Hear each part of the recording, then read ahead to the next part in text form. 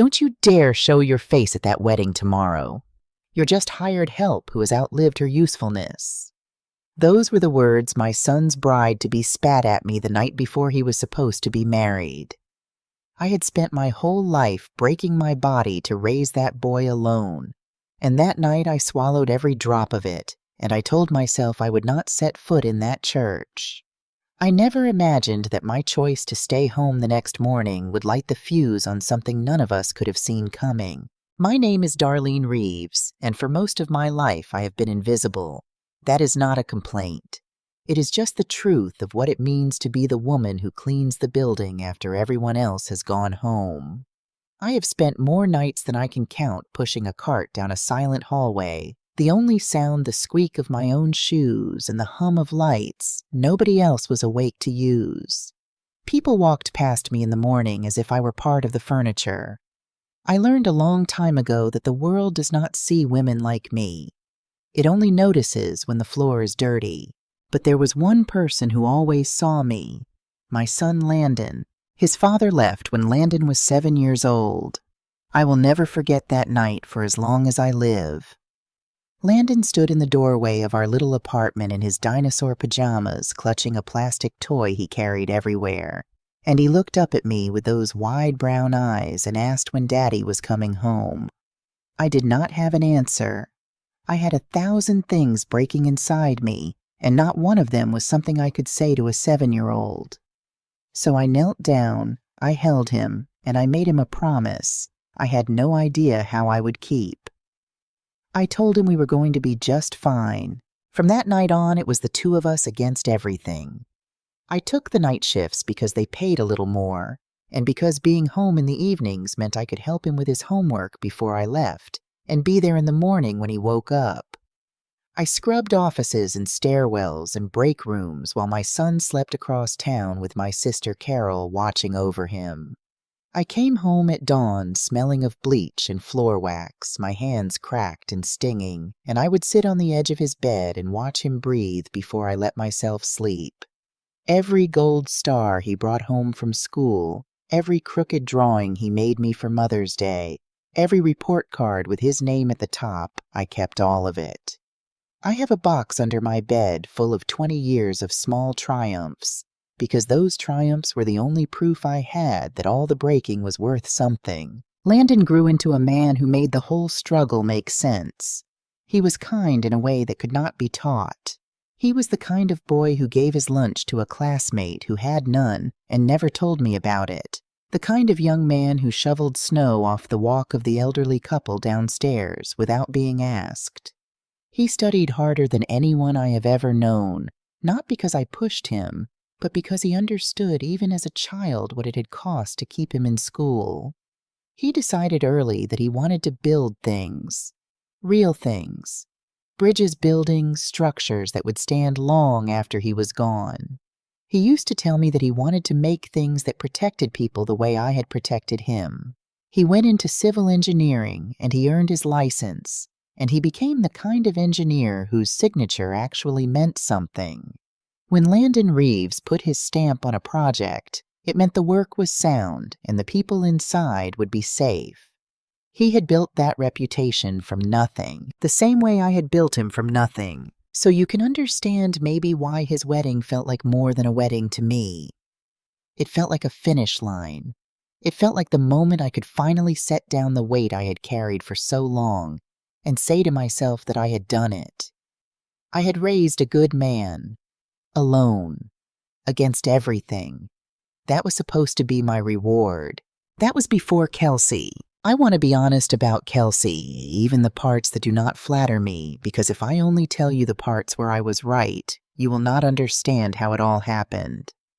The truth is that when Landon first brought her home, I did not like her. And the first reason I did not like her had nothing to do with who she was. It had to do with who I was afraid I was. The Brooks family had money. Old money, the comfortable kind that had been sitting in the same accounts for 2 generations. Kelsey's father, Gerald Brooks, owned a construction company with his name on the side of the trucks, and they lived in one of those houses with a circular driveway and a lawn that someone else was paid to cut. The first time I met them, I felt it the way you feel a cold draft under a door. The slight pause when they learned what I did for a living. The way Gerald's handshake was a half-second too short. The way Kelsey's mother Patricia smiled at me with her mouth but not her eyes. They did not say a single rude word. They did not have to. People like that have learned how to make you feel small without ever leaving a mark you could point to. And here is the part I am ashamed of. My first instinct was not to protect my son from them.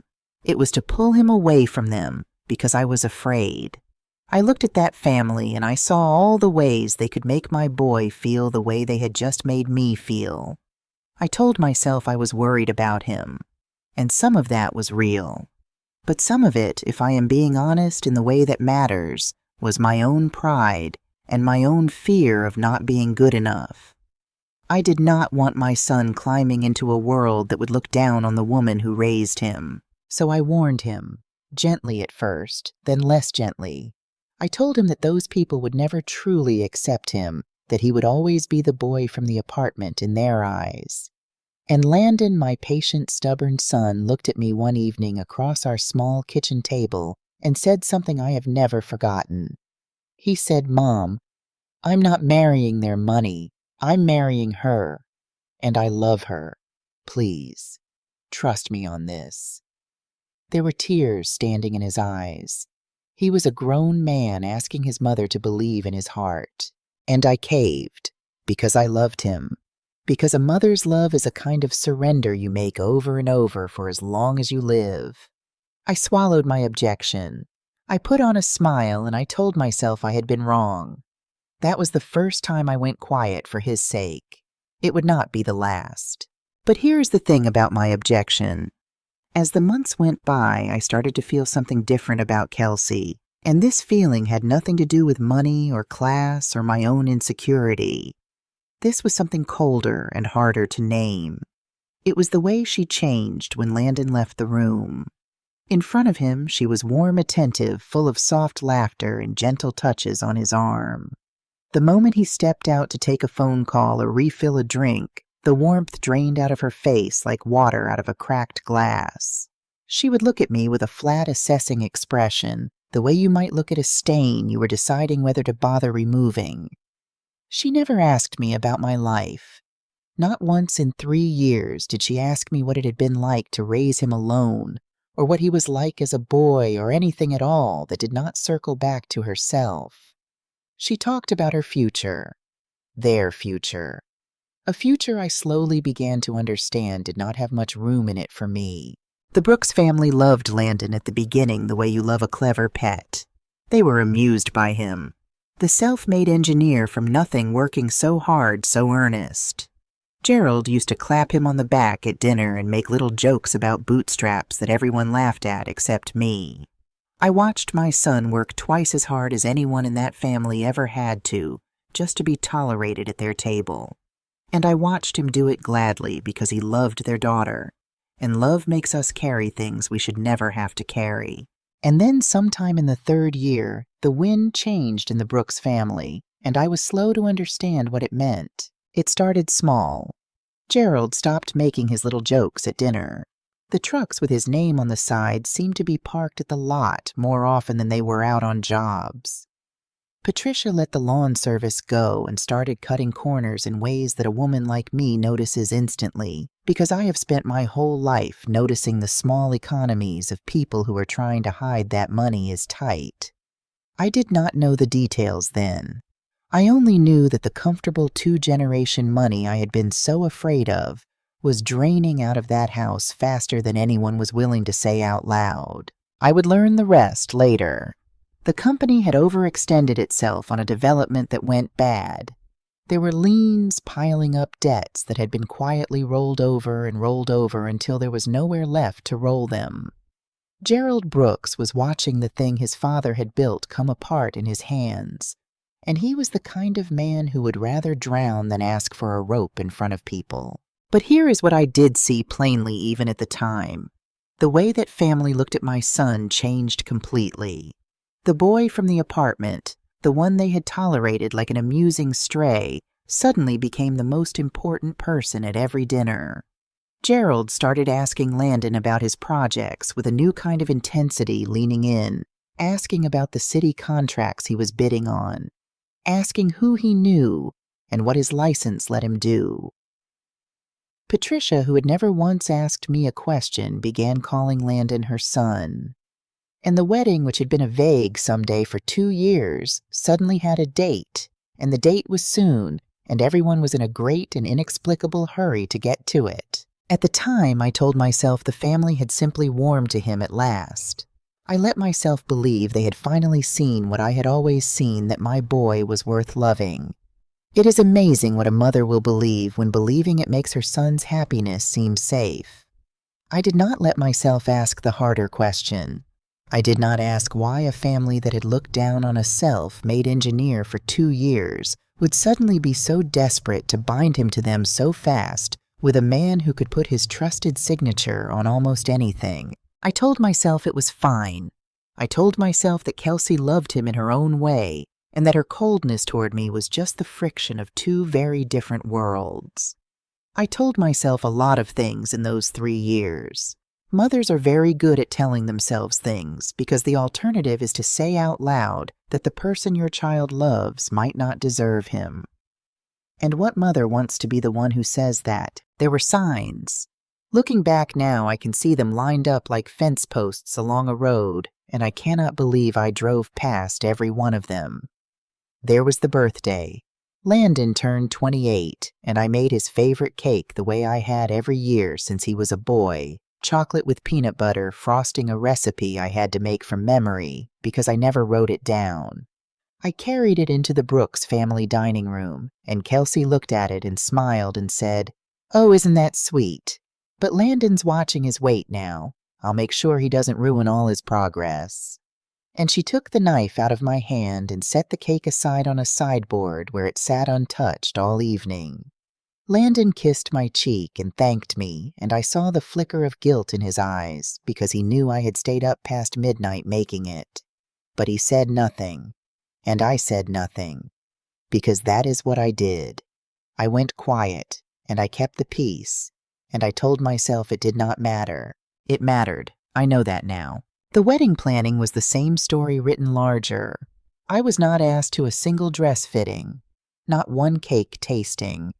I was not consulted on the flowers or the seating or the music, none of it. When I gathered the courage to ask Kelsey if there was anything at all I could help with, she gave me that tight little smile and said, "Don't you worry about a thing, Mrs. Reeves. We have it all handled. You just show up looking nice."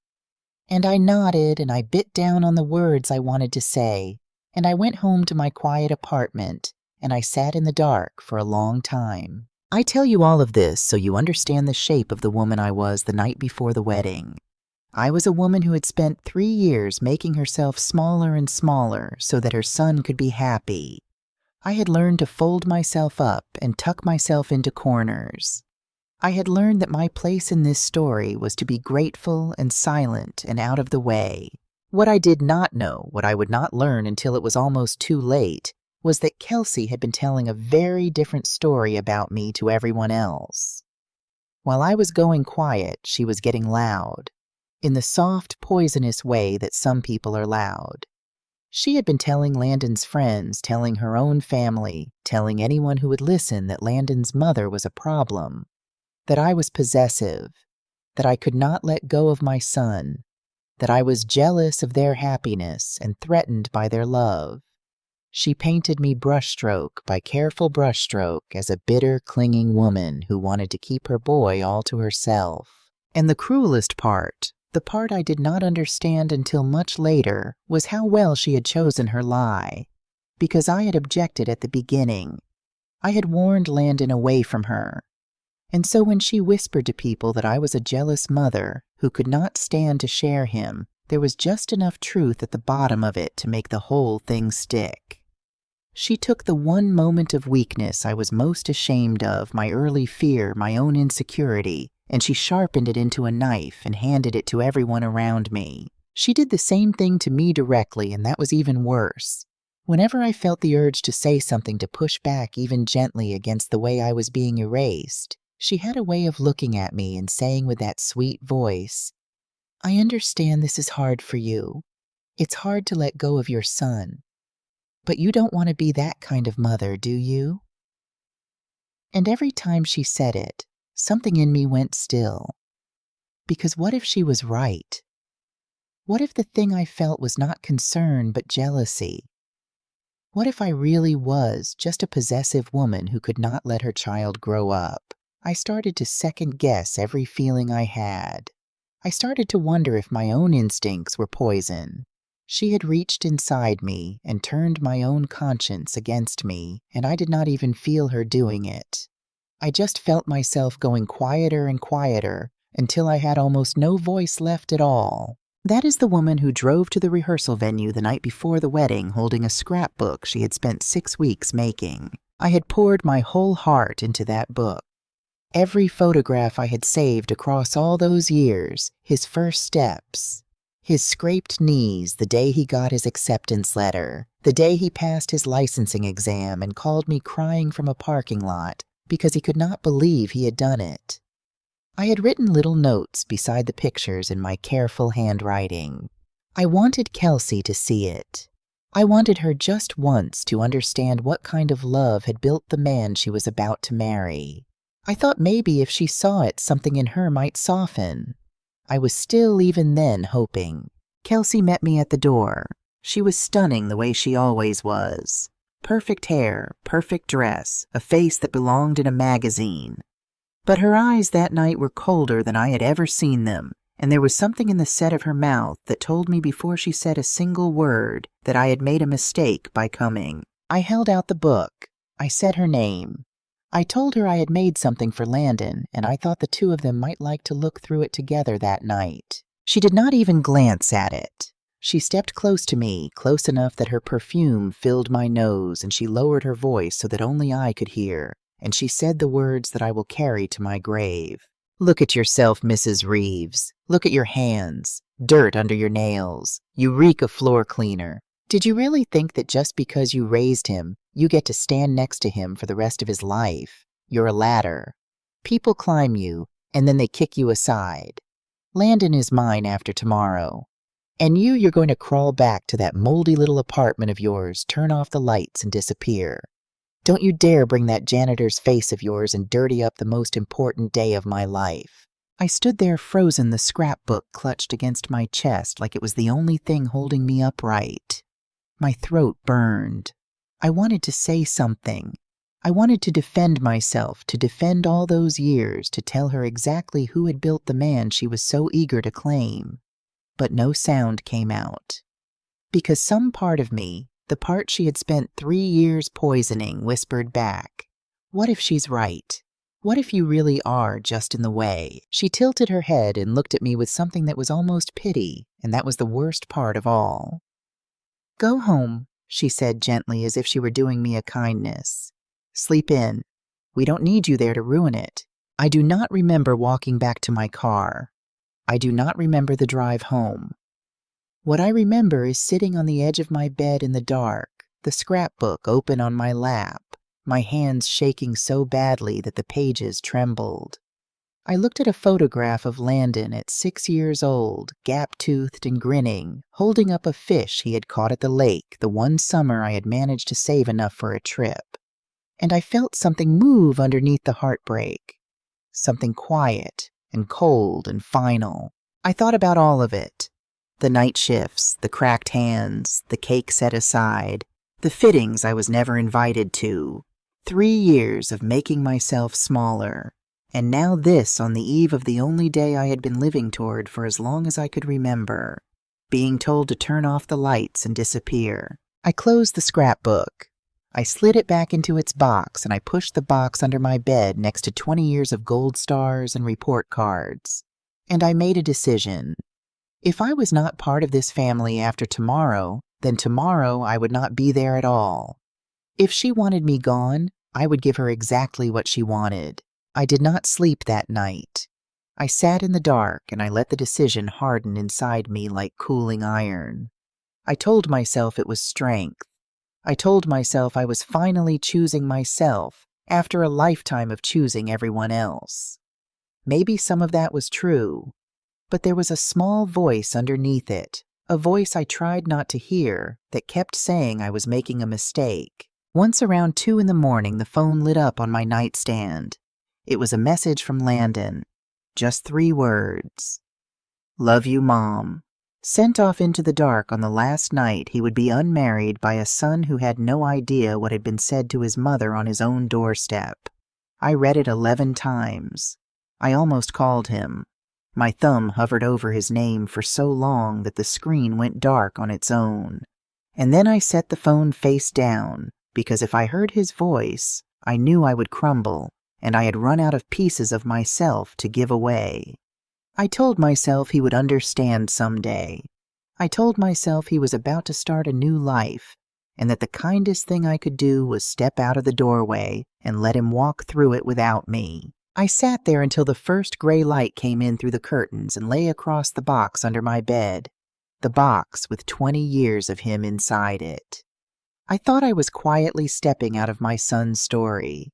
I thought the worst thing that could happen had already happened the night before on a doorstep in a whisper. I had no idea that I had just pulled the first loose thread of something that was about to unravel in a way none of us could have imagined. By noon the next day, the wedding would be in ruins, and the reason why would have nothing to do with the fact that I had stayed home. The morning of the wedding arrived the way mornings always do, indifferent to everything breaking inside me. I made coffee out of habit and let it go cold.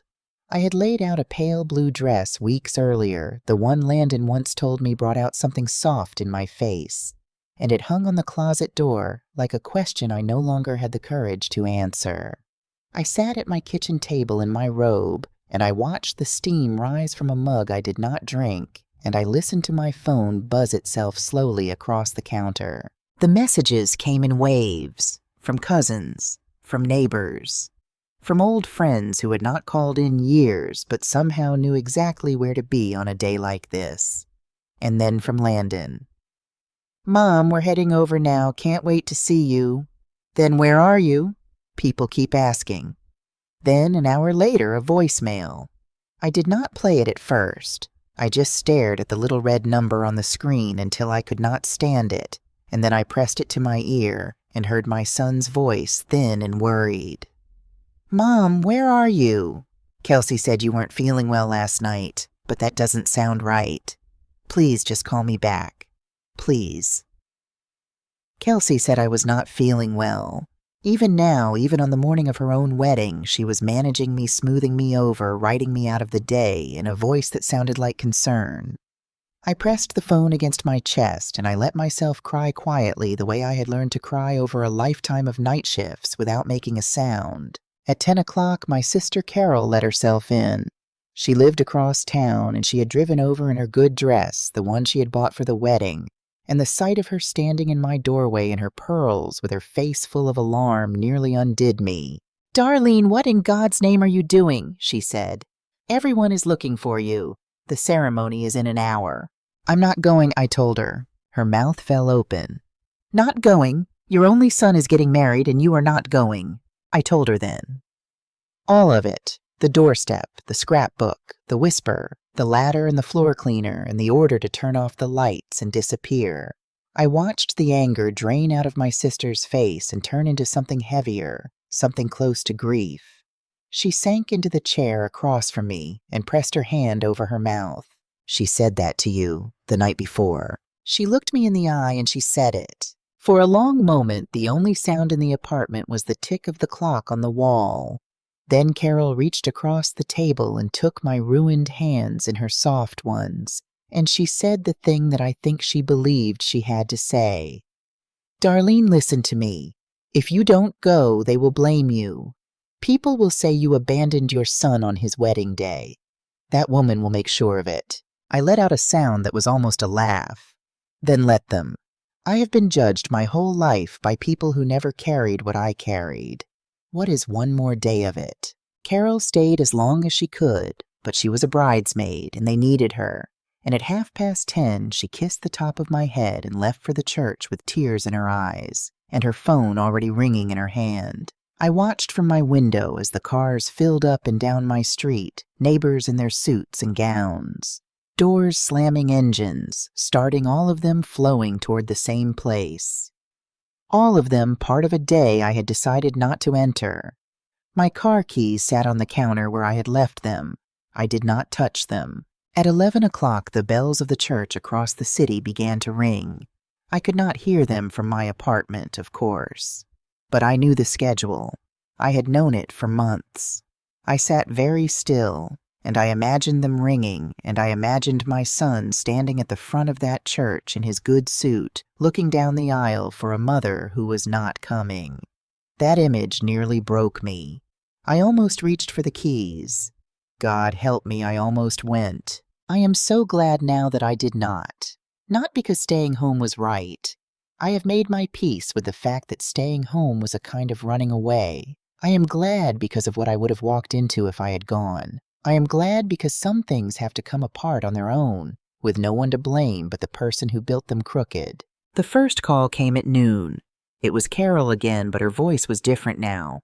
Not heavy, shaking. "Darlene," she said. "It's off. The wedding. It's not happening." I gripped the edge of the table. "What do you mean it's not happening?" "I mean there's no wedding. It fell apart. It fell apart right there in front of everyone." She was half whispering, half gasping the way you talk when the thing you are watching is too big to fit into your mouth. "And Darlene, it wasn't because you weren't there. My God. It was nothing to do with you. You need to sit down. You need to hear this. And that is the strange and terrible mercy of it, the part I keep coming back to even now. By not showing up, I had not ruined a single thing. The wedding came apart with me sitting alone in my robe across town, having touched nothing. The wedding came apart because of what had been hidden inside it all along. I had spent the whole morning believing the worst thing that could happen had already happened to me on a doorstep in a whisper. I did not yet understand that the whisper had been a small and petty thing next to what was about to come out. It took me weeks to piece together exactly what happened in that church because no one person saw all of it. I got it in fragments. From Carol, from the cousins, from Landon later when he could finally bring himself to speak about it, and from a young man named Bryce Holloway who carried more of the weight of that day than anyone knew, and who came to my apartment 3 days later and sat at my table and told me his part with his hands shaking around a cup of coffee he never drank. When I put all the fragments together, the picture that emerged was this. Bryce was Landon's best man, and they had been friends since they were boys. They had grown up 2 streets apart, 2 kids without much, and they had stayed close into adulthood, even as their lives took different shapes. Bryce had gone into construction, too, not as an engineer, but on the contracting side, working for a firm that bid on the same kinds of municipal jobs that Landon's projects touched. That detail matters because it is the reason Bryce was close enough to the industry to understand what landed in his hands, and the reason it landed in his hands at all. 4 days before the wedding, Bryce had received a package. It had come from a man named Dean Whitfield, the owner of Whitfield Construction, a firm that was at that very moment locked in a bidding war with Brooks Construction over a large municipal contract, the kind of contract that can save a dying company or finish it. Whitfield had been doing what hungry competitors do. He had been digging into his rival, looking for anything that could knock Brooks out of the running and hand him the job. And in his digging, Dean Whitfield had found a great deal more than he had gone looking for. What he found he could not use cleanly himself, because a competitor who releases dirt on a rival looks exactly like a competitor releasing dirt on a rival. So he did something colder and smarter. He found the one person whose voice would carry the one person who could blow the whole thing up from the inside, and he put the package in front of him. He found Landon's best man. Bryce told me he had nearly been sick when he opened it. He spent 4 days in an agony I can only imagine. He did not know if the documents were real or planted. He did not know if he was being used as a weapon in a war between two construction companies that had nothing to do with him. And most of all, he did not want to be the man who detonated his best friend's wedding on the strength of a stranger's envelope. So he sat on it. He told himself he would wait. He would verify he would find the right moment. And the right moment kept not coming. And the days kept disappearing. And then suddenly it was the morning of the wedding, and there were no more days left. In the end, it was not certainty that moved him. It was conscience. Standing in a side room of that church, helping Landon with his tie, watching his oldest friend's face full of nervous joy, Bryce realized that if even part of what was in that envelope was true, then staying silent was its own kind of betrayal. So 30 minutes before the ceremony, with his hands shaking, he closed the door of the side room and he said, "Landon, before you walk out there, you have to look at this." And he handed my son the documents that ended everything. The package was not gossip. It was paper. Cold, specific, professional paper. There were project records from Brooks Construction that had been altered, inspection reports that described work that had never been done, signed off on structures that had never been properly checked. There were liens stacked on top of liens. There were bankruptcy filings that told the real story of a company that was not merely struggling, but already quietly drowning. Landon read it the way only an engineer can read it. To anyone else, it might have looked like a confusing stack of forms. To my son, every page was a sentence in a language he had spent his whole career learning, and the sentences spelled out a fraud. But it was the last part that made the floor drop out from under him. Tucked into the records was the shape of a plan, and the plan had his name in it. The marriage was not only a marriage. Brooks Construction was finished as it stood its reputation rotting from the inside, its filings too dirty to survive the kind of scrutiny that came with bidding on public work. What the company needed more than money was a clean name, a trusted signature. An engineer of record whose stamp no inspector would think to question someone whose reputation could be laid over their rotten files like fresh paint over rust. They needed an engineer they could control, one who could not simply walk away when he understood what he had signed. They needed a son-in-law. I understood when Bryce explained it to me why it had to be a marriage and not simply a hire. You do not have to marry an engineer to put him on your payroll, but a hired man can quit. A hired man reads one bad inspection report and walks out the door and makes a phone call. A son-in-law is bound by 100 soft ropes that have nothing to do with a contract. He is family. He is invested. His wife's father is his father now. And once his stamp is on a few documents, once his name is tangled into the company's filings, he is not just an employee who can leave. He is a man who is already implicated, who has too much to lose by speaking up, who will tell himself it is easier to look the other way one more time than to burn down his wife's family and his own career together. They were not trying to gain an engineer. They were trying to capture one. People have asked me how Landon could have failed to see it sooner. He was a brilliant young man, an engineer surely he should have known. But the answer is simple, and it is the same reason the trap was built the way it was. Landon had never worked for Brooks Construction. He had no reason to. He had his own career, his own projects, his own firm. He had never once seen the company's internal files, never had cause to open their books or read their inspection records. To him, Brooks was his fiancée's family business, a name on the side of some trucks, a thing Gerald talked about over dinner. The rot was on the inside, behind doors Landon had no key to and no reason to open. He would have walked into it blind on the day he became their engineer of record, signing the first clean document with his trusted name, never knowing he was signing the last free breath of his career. He only saw it because a stranger's envelope and an agonized best man put it in his hands 30 minutes before he would have been bound to all of them forever. What happened next, I have heard, described a dozen ways by a dozen people, but they all agree on the shape of it. Landon walked out of that side room and down a hallway and into the bridal suite without knocking the documents still in his hand. Kelsey was standing in front of a mirror in her gown, radiant, surrounded by bridesmaids, the picture of the day she had spent so long arranging. She turned and smiled at him and asked if he was ready. He held up the papers. He asked her what they were. For 1 second, just one, the mask slipped. The cousins who were near the door said they saw it the way her face went still and careful, the way her eyes flicked to the documents, and then back to his face while she decided which version of herself to be. And then she reached for the warm voice, the one she used on everyone, and she said it was not what it looked like. "It's exactly what it looks like," Landon said. His voice, they told me, was very quiet, which for my son is far more frightening than shouting. Falsified inspections, faked reports, and a plan to put my license on all of it. He looked at her father's name on the pages. He looked at the bankruptcy filings. He looked at the woman he had loved for 3 years, the woman he had worked so hard to be worthy of, and he understood all at once what he had been to them. Not a man, a signature, a clean name they could climb. The room had gone silent. The bridesmaids had frozen.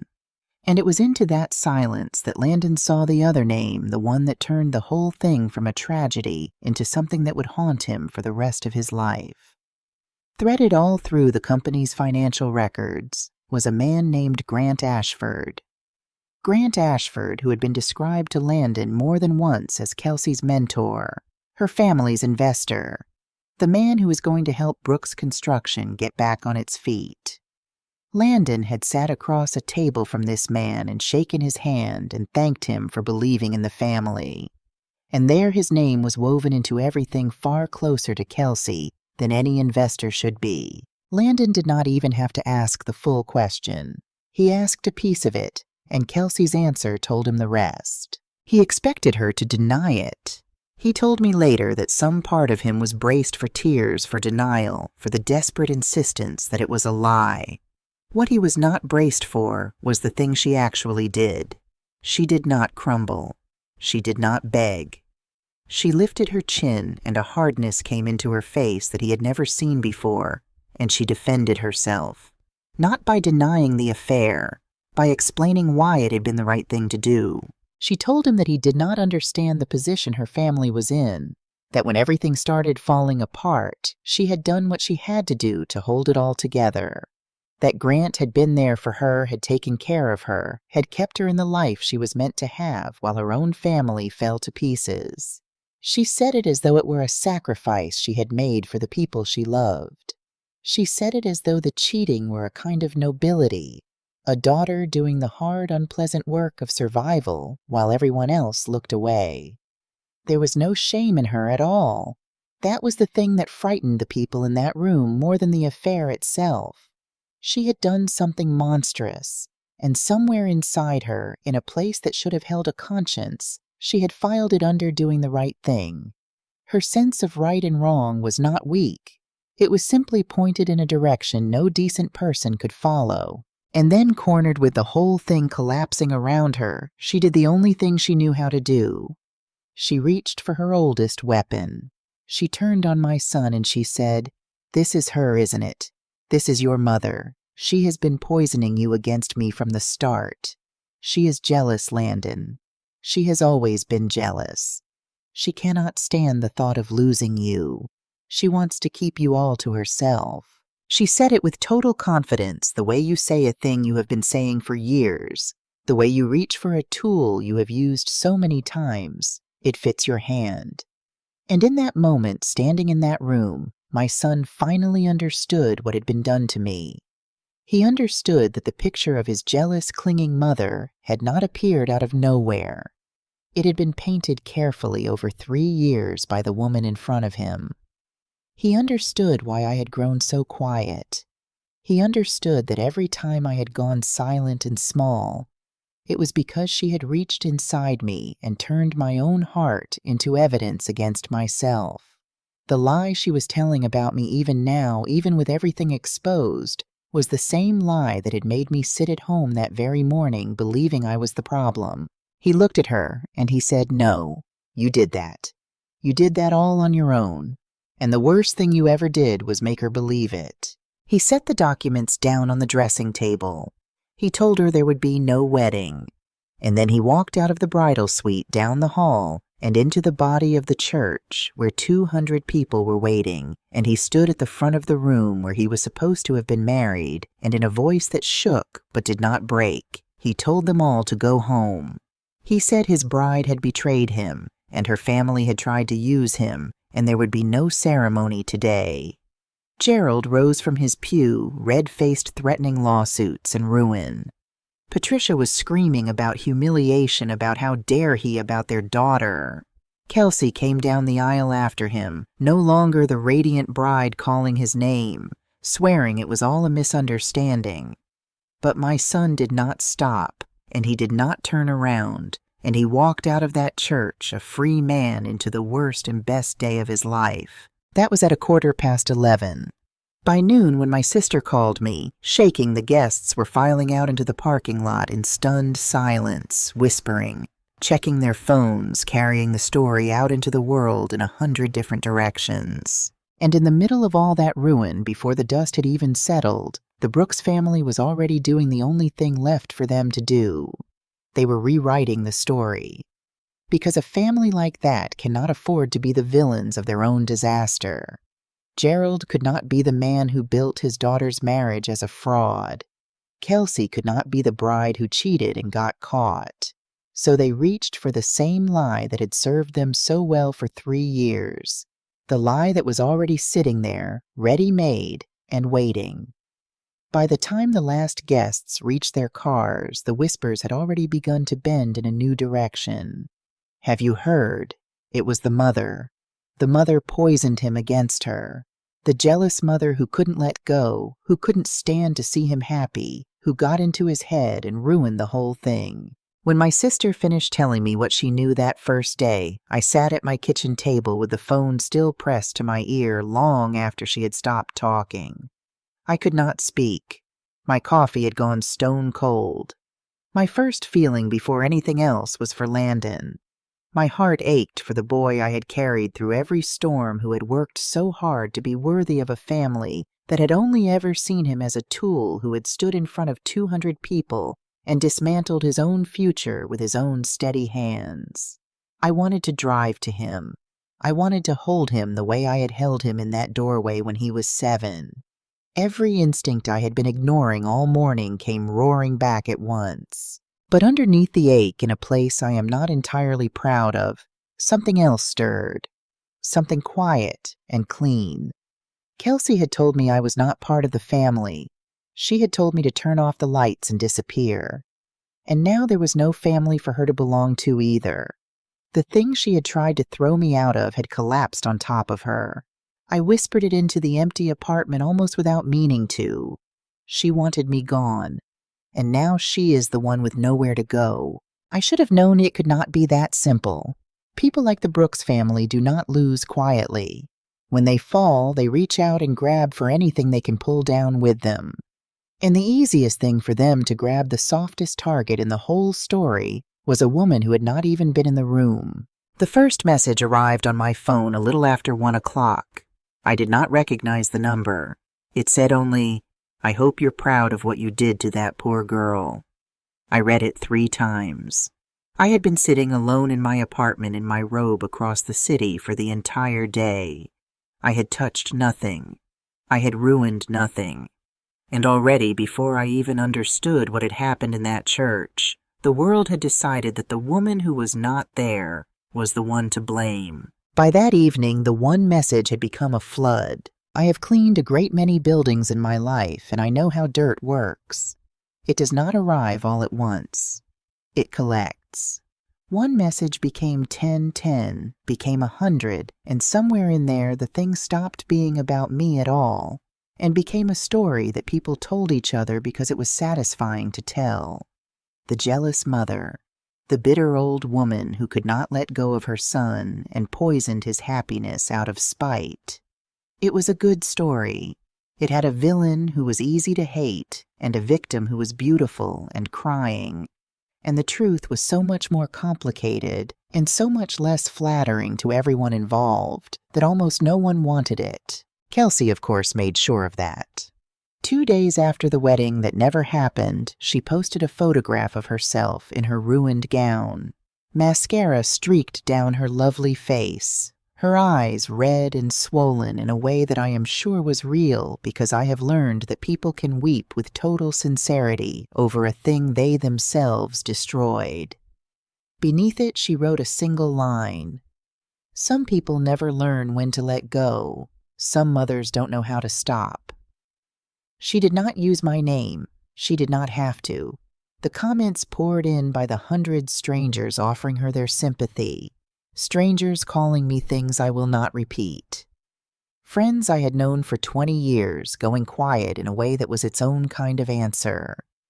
People I had stood beside at funerals and graduations sent me careful little messages asking if it was true.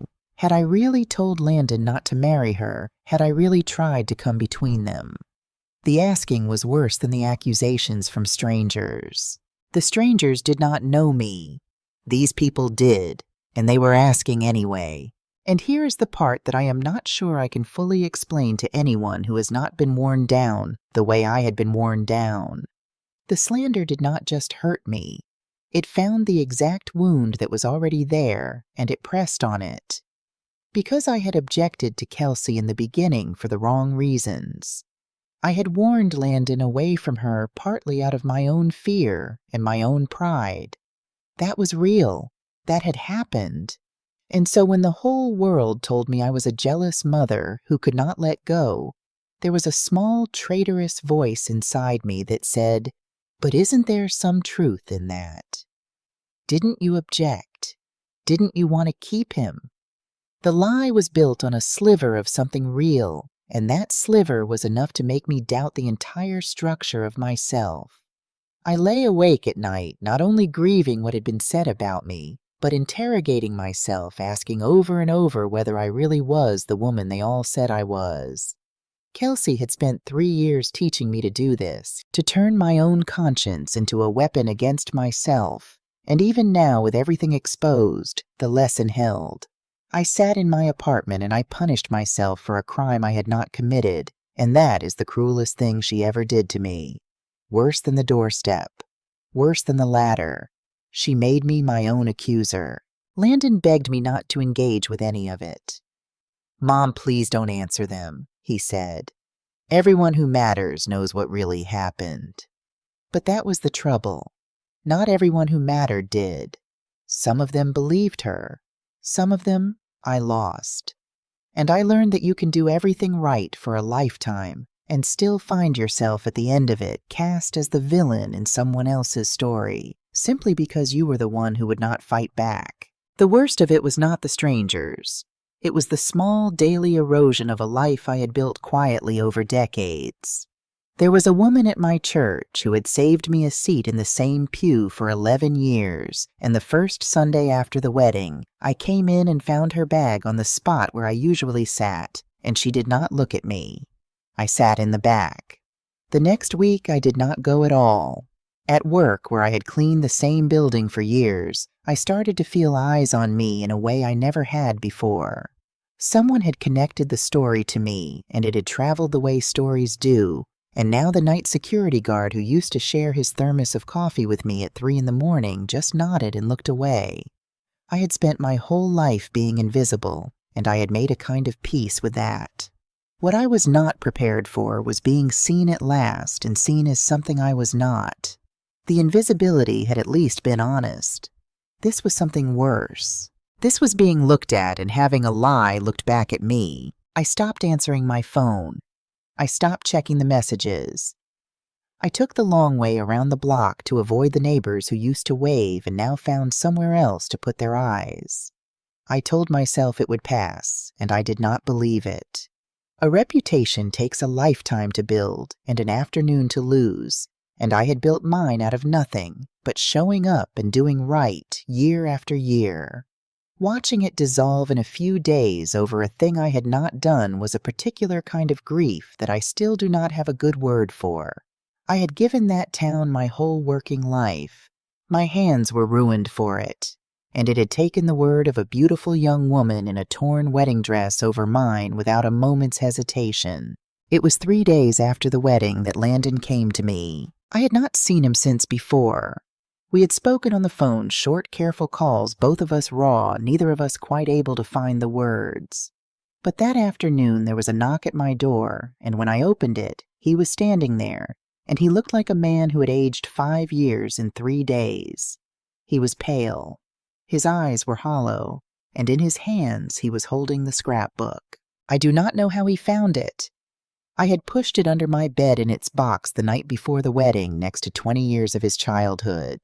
I learned later that Carol had told him about it, and that he had let himself into my apartment with the key I had given him years ago, and gone looking because he needed, he said, to hold the thing I had made for him before he could say what he had come to say.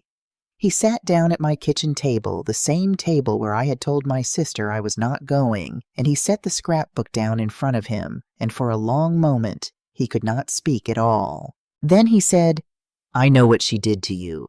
Not just at the wedding. All of it. For 3 years. His voice cracked. I know how she talked to you when I wasn't in the room. I know about the cake. I know she never let you help with anything. I know what she said on the doorstep." He looked up at me and his eyes were full. "And I know the rest of it too, Mom. I know that she spent all that time telling everyone you were jealous and possessive, and I know why it worked. It worked because I let it. Every time you went quiet, I thought you were just being shy, just stepping back.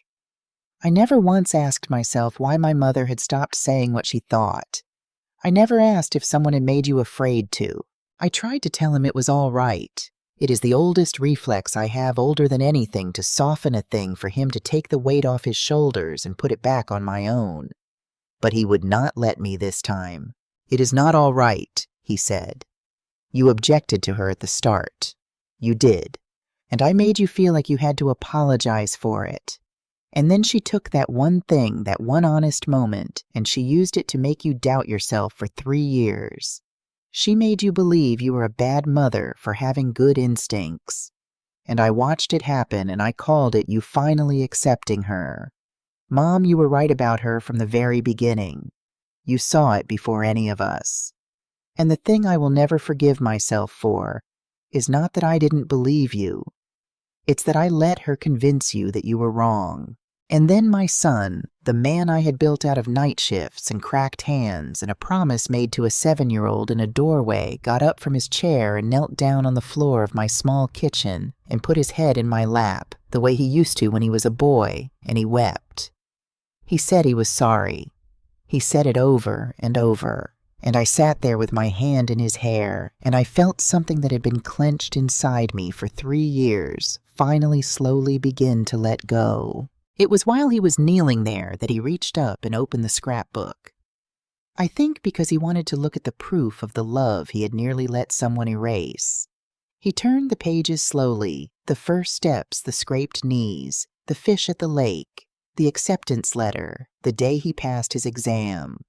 He got to the last page, the one with his graduation photograph, and he started to close the book. And that was when a few folded pieces of paper slipped out from behind the back cover and fell onto the kitchen floor. I knew what they were the moment I saw them, and my whole body went cold. I reached for them too late. He had already picked them up. I had never meant for him to see those. They were not part of the gift. They were something else. Something I had done for myself in the worst of the nights when the things Kelsey said to me had nowhere to go. On those nights alone, I had taken a pen and I had written down what had happened.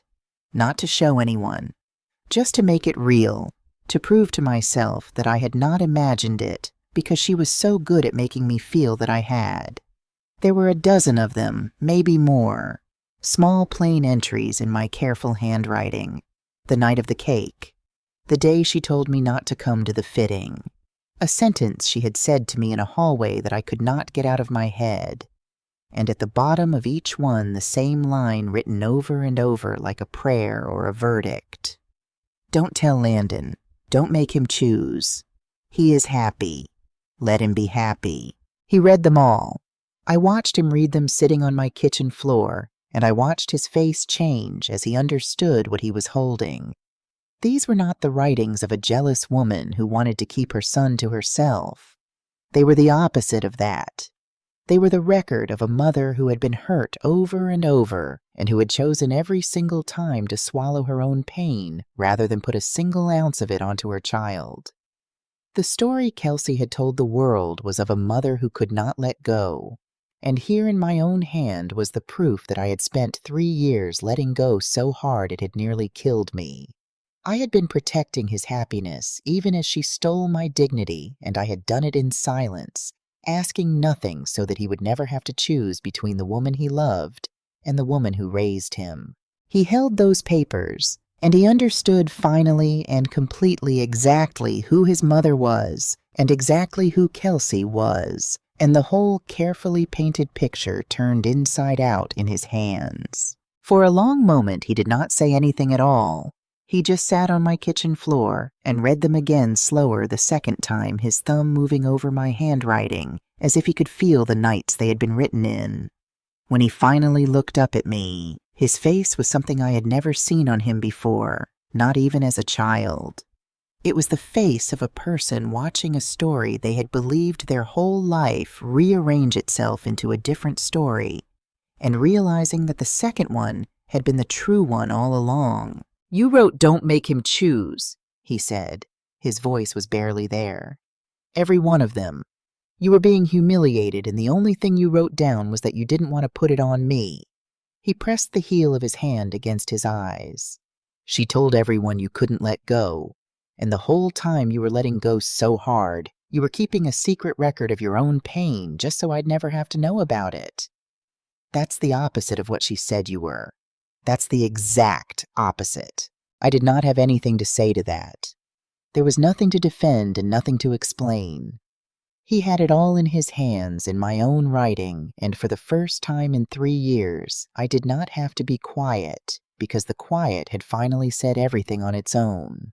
I knelt down on the floor next to my son, and I gathered up the papers, and I held them, and I held him, and the two of us stayed there on the kitchen floor for a long time while the afternoon light moved across the wall. I want to be very clear about what happened to the Brooks family, because it matters, and because it did not happen the way it would in a story where the wronged mother rises up and destroys her enemies. I did not destroy anyone. I did not have the power to, and I would not have known how. I was a woman who cleaned buildings at night. What happened to them happened because of what they had built, and it happened slowly the way real consequences actually arrive. It started with Landon. He did the one thing they had never planned for. He refused. He would not become their engineer of record. He would not put his name anywhere near their filings. And more than that, he did something that took more courage than walking out of that church. He reported it. He went to the state licensing board and he told them that he had been asked to lend his stamp to falsified records, and he handed over what he knew. An engineer's license is a serious thing, and a credible report of fraud is not something that gets quietly filed away. At the same time, the tip that Dean Whitfield had been holding did its own work. With Brooks knocked out of contention, questions began to be asked about the company's bids about its inspection records, about the gap between the work it claimed to have done and the work that had actually been done. The city opened an inquiry. These things take time. They do not resolve in an afternoon the way they would if I had marched into a ballroom and slapped a folder on a table and watched my enemies crumble.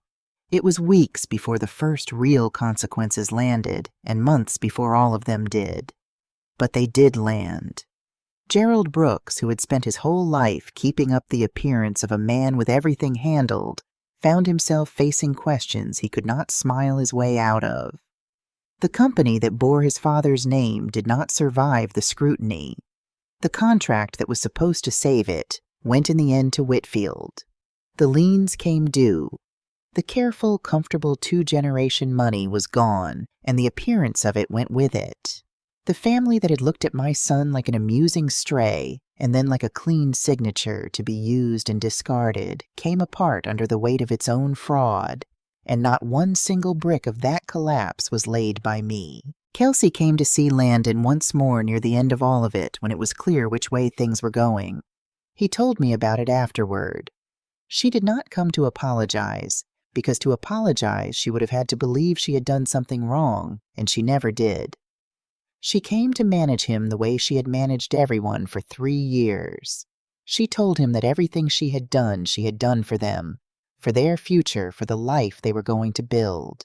She said the affair, the scheme, all of it had only ever been about keeping them afloat until things got better.